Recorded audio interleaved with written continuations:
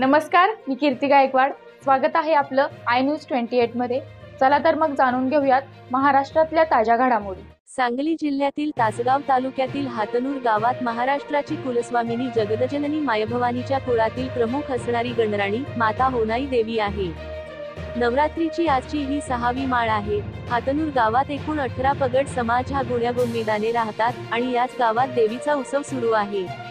आजच्या दिवशी होनाई देवीला यशवंत नाना यांनी एकूण 51 मीटरची 9 रंगाची साडी देवीला अर्पण करून त्या साडीने सभामंडपाची शोभा वाढवली आहे। आजवर एवढी लांबीची साडी कधीही कुणी पाहिली नाही। माता भगिनींनी देवीचा शृंगार पाहून धन्य होतात। देवीचे प्रमुख वाहन हे घोडे आहेत। देवीचे रक्षक हे वाघ आहेत। देवीच्या मुकुटात मोरपंख आहे। त्याचं स्मरण म्हणून माता भगिनी नाकात मोरंत धारण करतात। हीच ती कुळपरंपरा आहे। कात्यायन ऋषींची मुलगी हीच ती कात्यायनी रूपातील होनाई देवी आहे। आज या रूपाची उपासना करणाऱ्याला आरोग्य धनसंपदा लाभते। देवीच्या जागराला गणजोगती, आराधी, बोपे, गोधळीवाद्या, मुरळी, ओविकार व देवीचे मानकरी देवीला आवर्जून मानाची ओटी भरण्यासाठी हजर होतात। आणि काय म्हणतात, लिंबावानी डोळ कवड्याची माळ उभी हाय नदीच्या काठाला होनाई आई कोत्रा झालाय भेटीला।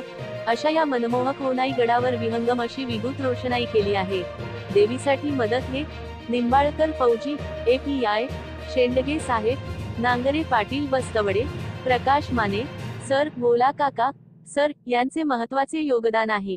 सांगली जिल्हा संवाददाता सदाशिव गणपती पोद्दारची रिपोर्ट।